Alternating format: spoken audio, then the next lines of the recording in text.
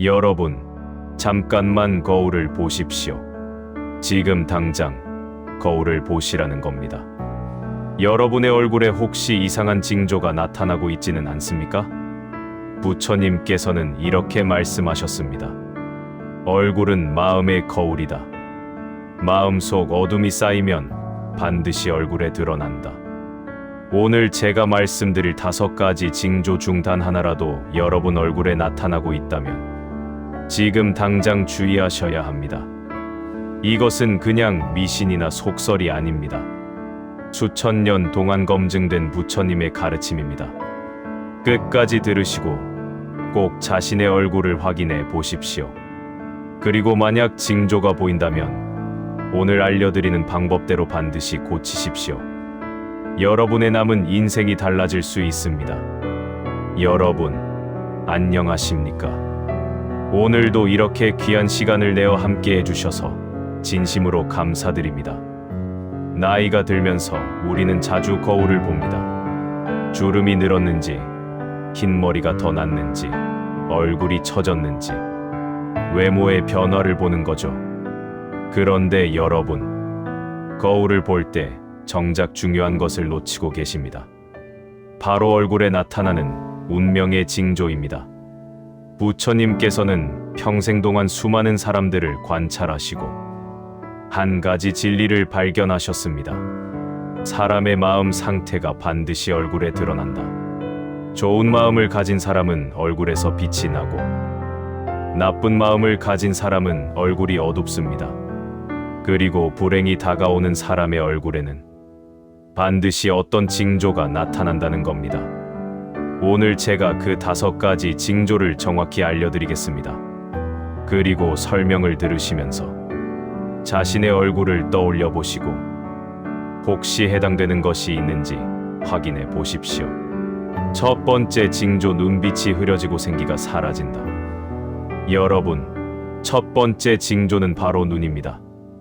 옛말에 눈은 마음의 창이라고 했습니다. 이것은 단순한 속담이 아니라 진리입니다. 부처님께서도 사람을 볼 때 가장 먼저 눈을 보셨습니다. 눈을 보면 그 사람의 마음 상태를 알 수 있기 때문입니다.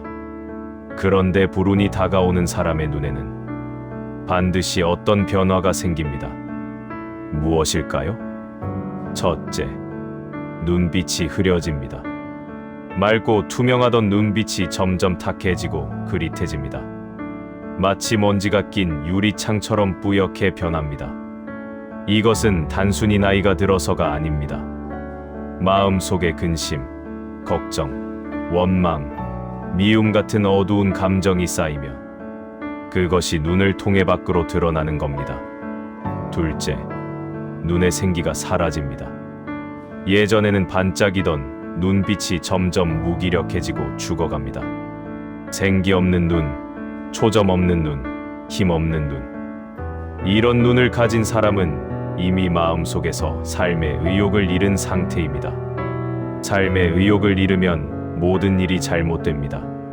셋째, 눈빛이 사납거나 음험해집니다. 항상 화가 나 있는 것처럼 날카로운 눈빛, 또는 무언가를 숨기고 있는 것처럼 음침한 눈빛. 이런 눈을 가진 사람 주변에는 사람이 남지 않습니다. 사람이 떠나면 복도 함께 떠납니다. 넷째, 눈을 제대로 마주치지 못합니다. 사람과 대화할 때 눈을 이리저리 피하거나 바닥만 보거나 딴 곳만 보는 사람. 이것은 자신감의 결여를 의미합니다. 자신감이 없으면 모든 일에서 뒤처지게 됩니다. 제가 아는 한 할아버지가 계십니다. 70대 초반이신데 60대 중반까지만 해도 눈이 참 맑고 밝으셨습니다. 그런데 어느 날부터 눈빛이 점점 흐려지기 시작했습니다. 알고 보니 자식들과 재산 문제로 다툼이 있었고 그 일로 마음속에 원망과 분노가 쌓여 있었던 겁니다. 눈빛이 흐려지면서부터 그분에게 안 좋은 일들이 연달아 생겼습니다. 건강이 나빠지고 친구들과도 멀어지고 심지어 집에서 넘어져 다치기도 했습니다. 그러다가 어느 스님의 말씀을 듣고 깨달음을 얻으셨습니다. 마음속 원망을 내려놓고 자식들을 용서하라. 그렇게 마음을 비우고 나니 신기하게도 눈빛이 다시 맑아지기 시작했고 건강도 조금씩 회복되고 주변 사람들도 다시 모여들었습니다. 여러분, 지금 당장 거울을 보십시오. 여러분의 눈은 어떻습니까? 맑고 밝습니까? 아니면 흐리고 어둡습니까? 생기가 있습니까? 아니면 죽어 있습니까? 만약 눈빛이 예전 같지 않다면 그것은 마음속에 무언가 문제가 있다는 신호입니다. 눈빛을 되찾는 방법은 간단합니다. 마음속에 쌓인 어두운 감정들을 내려놓으십시오. 원망, 미움, 질투, 분노. 이런 것들을 비우십시오. 그리고 감사하는 마음, 기쁜 마음, 평화로운 마음을 채우십시오. 매일 아침 거울을 보며 자신의 눈을 들여다보고 오늘은 맑은 눈으로 세상을 보겠다고 다짐하십시오. 그러면 눈빛이 달라지고 눈빛이 달라지면 운명도 달라집니다. 두 번째 징조, 입꼬리가 처지고 인상이 험악해진다. 두 번째 징조는 바로 입 주변입니다. 얼굴에서 입만큼 중요한 부위가 없다. 입은 복을 드리는 문이자 화를 내보내는 구멍이다. 나이가 들면 자연스럽게 주름이 생기고 얼굴이 처지는 것은 당연합니다. 하지만 불운이 다가오는 사람의 입 주변에는 단순한 노화와는 다른 특별한 징조가 나타납니다. 첫째, 입꼬리가 심하게 아래로 처집니다. 자연스러운 노화로 인한 처짐이 아니라 마치 항상 불만스러운 표정을 짓고 있는 것처럼 입꼬리가 고자로 꺾여 내려가 있습니다. 이런 입 모양은 습관적으로 불평불만을 하는 사람에게 나타납니다. 세상이 불공평하다. 내 인생은 왜 이 모양인가? 저 사람은 좋겠다. 나만 힘들다. 이런 말을 입에 달고 살다 보면 입꼬리가 점점 아래로 굳어집니다. 그리고 그 모습이 더 많은 불평불만을 부르는 악순환이 시작됩니다. 둘째, 입술 주변에 험악한 주름이 깊게 팹니다. 입 양옆으로 깊게 파인 주름, 입술 위아래로 생긴 세로 주름들. 이런 주름들이 얼굴을 험악하게 만듭니다. 이것은 평생 동안 험한 말, 거친 말, 욕설을 많이 한 사람에게 나타납니다. 말이 거칠면 입 주변 근육도 거칠게 움직이고 그것이 세월이 지나면서 주름으로 굳어지는 겁니다. 셋째, 입을 꾹 다물고 있는 인상이 강합니다. 입술을 꽉 깨물고 있는 것처럼 보이는 사람, 입술에 힘이 잔뜩 들어가 있어서 딱딱해 보이는 사람. 이것은 마음을 닫고 사는 사람의 특징입니다. 마음을 닫으면 좋은 것도 들어오지 못하고 나쁜 것도 나가지 못해서 썩게 됩니다. 넷째, 입 주변이 전체적으로 어둡고 칙칙합니다. 입술 색깔이 검푸르거나 입 주변 피부가 칙칙하거나 활기 없이 늘어져 있는 모습. 이것은 건강의 문제일 수도 있지만 더 근본적으로는 마음의 건강이 나쁜 상태입니다. 제가 아는 한 할머니 이야기를 해드리겠습니다. 그분은 평생 동안 불평불만이 많으셨습니다. 남편 탓, 자식 탓, 며느리 탓, 세상 탓. 항상 누군가를 원망하고 불평하셨습니다. 60대가 되니 입꼬리가 심하게 처져서 항상 화난 것 같은 인상이 되어버렸습니다. 그러자 신기하게도 사람들이 그분을 피하기 시작했습니다. 친구들도 만나기 싫어하고 자식들도 찾아오기 싫어하고 손주들도 할머니를 무서워했습니다. 외로움이 더 깊어지니 불평불만은 더 심해지고 불평불만이 심해지니 입꼬리는 더 처지고 악순환이 계속되었습니다. 그러던 어느 날 우연히 텔레비전에서 어떤 스님의 법문을 들으셨습니다. 웃으십시오. 억지로라도 웃으십시오. 입꼬리를 올리면 마음도 따라서 올라갑니다. 반신반의하면서도 실천해 보셨습니다. 거울 앞에서 매일 아침 일부러 활짝 웃는 연습을 하셨습니다. 처음에는 너무 어색하고 이상했지만 한 달, 두 달 계속하다 보니 조금씩 자연스러워졌습니다. 그리고 신기한 일이 벌어졌습니다. 억지로 웃는 연습을 하다 보니 정말로 마음이 밝아지기 시작한 겁니다. 불평불만이 줄어들고 감사한 일들이 눈에 보이기 시작했습니다. 6개월 정도 지나니 입꼬리가 조금씩 올라가기 시작했고 얼굴 전체가 부드러워졌습니다. 그러자 사람들이 다시 모여들기 시작했습니다. 여러분, 지금 거울을 보십시오. 여러분의 입꼬리는 어떻습니까? 자연스럽게 올라가 있습니까? 아니면 처져 있습니까? 입 주변에 험악한 주름이 있습니까? 만약 그렇다면 오늘부터라도 바꾸십시오. 입꼬리를 올리는 방법은 이렇습니다. 매일 아침 거울 앞에서 활짝 웃는 연습을 하십시오. 억지로라도 웃으십시오.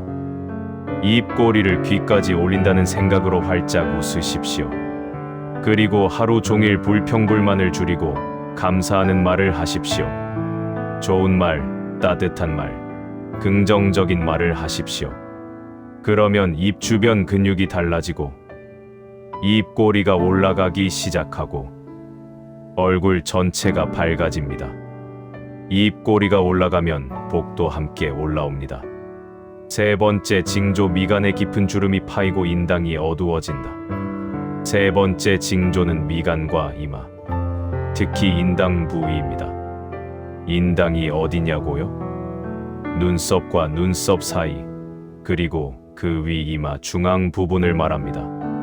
옛날부터 관상학에서는 이 인당 부위를 매우 중요하게 봤습니다. 부처님께서도 이 부분을 운명의 자리라고 하셨습니다. 마음의 상태가 가장 먼저, 가장 강하게 드러나는 곳이기 때문입니다. 불운이 다가오는 사람의 인당에는 반드시 이런 징조가 나타납니다. 첫째, 미간에 세로로 깊은 주름이 팹니다.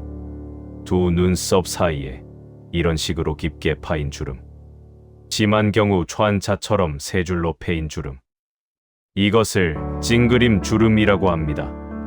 평생 동안 얼굴을 찡그리고 인상을 쓰고 화를 내며 살면 이런 주름이 깊게 팹니다. 이 주름이 깊은 사람은 성격이 급하고 화를 잘 내고 자물성이 부족하고 자주 스트레스를 받습니다.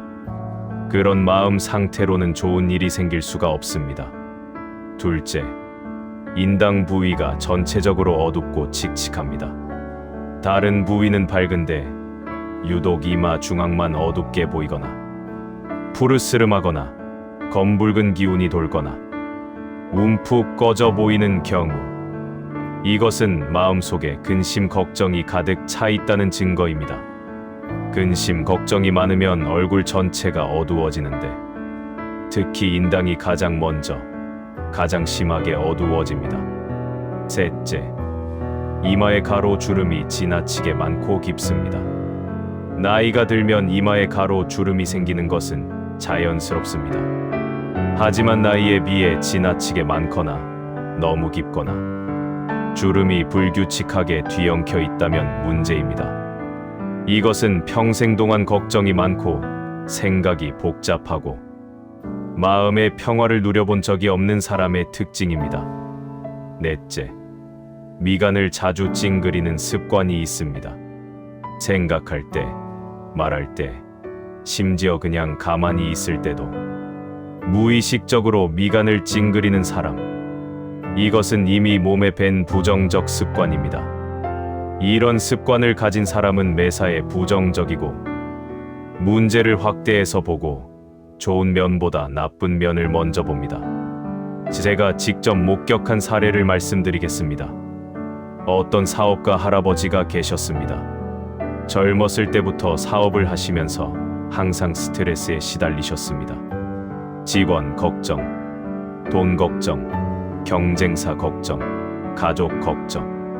하루도 편한 날이 없으셨습니다. 50대 중반부터 미간에 깊은 세로 주름이 생기기 시작했고 60대가 되니 촨자 주름이 돌처럼 단단하게 굳어졌습니다. 그러면서부터 사업이 점점 안 풀리기 시작했습니다. 손해를 보고 사기를 당하고 직원들이 배신하고 인당이 어두워지면서 운도 함께 어두워진 겁니다. 70세가 되던 해에 결국 사업을 정리하고 은퇴하셨습니다. 그런데 은퇴 후에 한 스님을 만나 법문을 들으셨습니다. 평생 걱정만 하고 살았으니 얼굴이 그렇게 됐습니다. 이제라도 걱정을 내려놓으십시오. 미간의 힘을 빼고 얼굴을 펴고 웃으십시오. 그 말씀을 듣고 매일 명상을 시작하셨습니다. 명상할 때 특히 미간의 힘을 빼는 데 집중하셨습니다. 거울을 보며 일부러 미간을 펴는 연습도 하셨습니다. 1년 정도 지나니 놀라운 변화가 나타났습니다. 미간의 주름이 조금 옅어지고 인당이 밝아지기 시작한 겁니다. 마음이 편해지니 건강도 좋아지고 자식들과의 관계도 좋아지고 노년의 삶이 오히려 젊었을 때보다 평화로워졌습니다. 여러분, 지금 거울을 보십시오. 여러분의 미간은 어떻습니까? 깊은 세로 주름이 있습니까? 인당이 어둡게 보입니까? 이마에 걱정 주름이 가득합니까? 만약 그렇다면 지금부터라도 고치십시오. 미간을 펴고 인당을 밝게 하는 방법은 이렇습니다. 첫째, 의식적으로 미간의 힘을 빼십시오. 하루에도 수십 번씩 자신의 미간을 확인하고 찡그려져 있으면 펴십시오. 둘째, 걱정을 줄이십시오. 걱정한다고 문제가 해결되지 않습니다. 할 수 있는 일은 하고 할 수 없는 일은 내려놓으십시오. 셋째, 긍정적으로 생각하십시오. 문제보다는 해결책을 보고 어려움보다는 가능성을 보십시오. 넷째, 매일 이마 마사지를 하십시오. 손가락으로 이마를 아래에서 위로 쓸어 올리고 미간 부위를 부드럽게 눌러 주십시오. 이렇게 하면 미간이 펴지고 인당이 밝아지고 운명도 함께 밝아집니다. 네 번째 징조, 얼굴색이 칙칙하고 생기가 없어진다. 네 번째 징조는 얼굴 전체의 안색과 피부색입니다. 부처님께서는 이렇게 말씀하셨습니다. 건강한 몸에 건강한 마음이 깃들고 건강한 마음이 있는 곳에 복이 머문다. 얼굴색은 단순히 피부의 문제가 아닙니다. 몸의 건강 상태와 마음의 건강 상태가 그대로 드러나는 것입니다. 불운이 다가오는 사람의 얼굴에는 이런 징조가 나타납니다. 첫째, 얼굴색이 전체적으로 칙칙하고 어둡습니다. 생기 없는 회색빛, 탁한 황갈색, 어두운 갈색, 마치 먼지를 뒤집어 쓴 것처럼 칙칙한 안색. 이것은 몸속에 노폐물이 쌓이고 기혈 순환이 안 되고 마음속에 부정적 에너지가 가득 차 있다는 신호입니다. 둘째, 특정 부위가 유난히 검거나 푸르스름합니다. 눈 밑이 검푸르거나 볼이 검붉거나 입 주변이 유난히 어둡거나 이런 것들은 건강에 문제가 있다는 신호이기도 하지만 더 근본적으로는 마음의 문제입니다. 걱정, 근심, 분노, 원망 이런 감정들이 특정 부위의 색깔로 드러나는 겁니다. 셋째, 피부에 윤기가 전혀 없습니다. 건조하고 푸석푸석하고 마치 말라버린 나무집 같은 피부. 이것은 생명력이 약해지고 있다는 증거입니다. 나이가 들면 자연스럽게 피부가 건조해지지만 유난히 생기가 없고 죽어 보이는 피부는 다릅니다. 넷째, 얼굴에 잡티나 검버섯이 급격히 늘어납니다. 갑자기 잡티가 많이 생기거나 검버섯이 빠르게 번지거나 피부 트러블이 자주 생기는 경우 이것은 몸속 독소가 쌓이고 있다는 신호이며 동시에 마음속 독소도 쌓이고 있다는 의미입니다. 다섯째, 얼굴이 붓거나 처져 보입니다. 아침에 일어나면 얼굴이 심하게 부어 있거나 중력을 이기지 못하고 축 처져 보이는 얼굴. 이것은 신체 기능이 약해지고 있다는 신호입니다. 제가 아는 한 할머니 사례를 말씀드리겠습니다. 60대 중반까지만 해도 얼굴에 생기가 있고 밝으셨는데 남편이 돌아가신 후 급격하게 안색이 나빠지셨습니다. 슬픔과 외로움에 빠져 지내시면서 식사를 제대로 안 하시고 운동도 안 하시고 하루 종일 집에만 계셨습니다. 1년도 안 돼서 얼굴이 칙칙하게 변하고 눈밑이 검푸르게 되고 피부에서 윤기가 사라졌습니다. 그러자 주변 사람들이 많이 아프시냐고 걱정하기 시작했고 실제로 여기저기 아픈 곳이 생기기 시작했습니다. 안색이 나빠지니 건강도 나빠지고 건강이 나빠지니 안색은 더 나빠지는 악순환이었습니다. 다행히 딸이 모시고 가서 한의원 치료를 받으시고 규칙적으로 식사하고 운동하게 도와드렸습니다. 특히 매일 아침 공원에서 산책하고 친구들을 만나 수다 떨도록 했습니다. 6개월 정도 지나니 얼굴에 조금씩 생기가 돌아오기 시작했고 1년 후에는 거의 예전 모습으로 돌아오셨습니다. 안색이 좋아지니 건강도 좋아지고 기분도 좋아지고 다시 삶에 의욕이 생기셨습니다.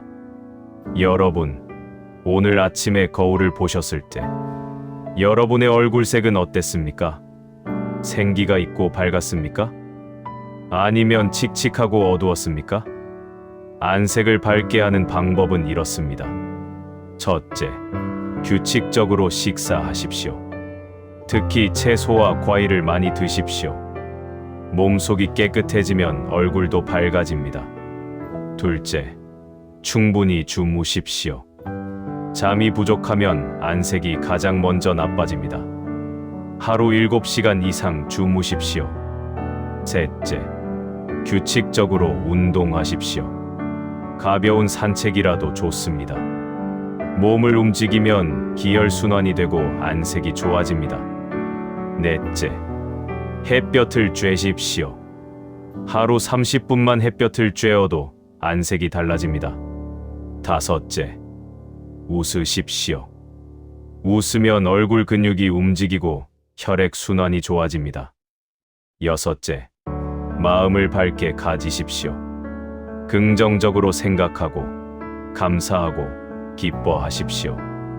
마음이 밝으면 얼굴도 밝아집니다. 다섯 번째 징조, 전체적인 인상이 음침하고 사람들이 피한다. 마지막 다섯 번째 징조는 전체적인 인상과 분위기입니다. 앞서 말씀드린 네 가지가 합쳐지면 결국 전체적인 얼굴 인상이 만들어집니다. 그리고 그 인상이 바로 운명을 결정합니다. 부처님께서는 이렇게 말씀하셨습니다. 상상이 마음에서 생기면 마음이 상을 따라 변한다. 얼굴은 마음을 반영하지만 동시에 얼굴이 마음에 영향을 줍니다. 그리고 가장 중요한 것은 얼굴이 다른 사람들에게 영향을 준다는 사실입니다. 불운이 다가오는 사람의 얼굴에는 이런 특징이 있습니다. 첫째, 전체적으로 음침하고 어두운 인상입니다. 구체적으로 무엇 때문이라고 콕 집어 말할 수 없지만 전체적으로 뭔가 불편하고 어둡고 음침한 느낌. 이런 얼굴을 가진 사람 앞에 있으면 왠지 모르게 기분이 안 좋아집니다. 둘째, 사람들이 무의식적으로 피합니다. 본인은 의식하지 못하지만 주변 사람들이 하나둘씩 떠나갑니다. 친구들이 연락을 안 하고 모임에 부르지 않고 자식들도 자주 찾아오지 않고 손주들도 피합니다. 왜 그럴까요? 사람은 본능적으로 부정적 에너지를 피하기 때문입니다. 셋째, 거울을 봐도 자신이 싫습니다. 자신의 얼굴을 보면 기분이 좋아야 정상입니다. 그런데 거울을 볼 때마다 우울해지고 자신의 모습이 싫고 화가 나고 한숨이 나온다면 그것은 이미 얼굴에 불운의 징조가 가득하다는 증거입니다. 넷째, 사진을 찍으면 유난히 안 나옵니다. 같은 장소에서 같은 카메라로 찍어도 다른 사람은 잘 나오는데 본인만 유난히 안 나오는 경우, 이것은 단순히 사진발의 문제가 아닙니다. 얼굴에서 나오는 에너지가 어둡기 때문입니다. 다섯째, 자신도 모르게 인상을 쓰고 있습니다. 평소에 아무 생각 없이 있을 때 무의식적으로 인상을 쓰고 있는 사람, 이것은 이미 부정적 표정이 습관화되어 있다는 뜻입니다. 제가 직접 목격한 극적인 변화 사례를 말씀드리겠습니다. 어떤 할아버지가 계셨는데 70대 초반인데도 얼굴이 너무 어둡고 음침하셨습니다. 눈빛은 흐리고 입꼬리는 처져 있고 미간에는 깊은 주름이 패여 있고 안색도 칙칙하고 앞서 말씀드린 4가지 징조가 모두 나타나 있었습니다. 그분 주변에는 아무도 남아있지 않았습니다. 자식들도 명절에만 의무적으로 왔다 갔고 친구도 이웃도 없이 혼자 외롭게 사셨습니다. 본인도 내 팔자가 이 모양이라며 체념하고 계셨습니다. 그런데 우연한 기회에 절에서 템플 스테이를 하게 되셨습니다. 거기서 한 스님께 법문을 들으셨는데 그 내용이 바로 오늘 제가 말씀드리는 내용이었습니다. 얼굴은 마음의 거울입니다. 얼굴이 어두우면 운명도 어둡고 얼굴이 밝으면 운명도 밝습니다.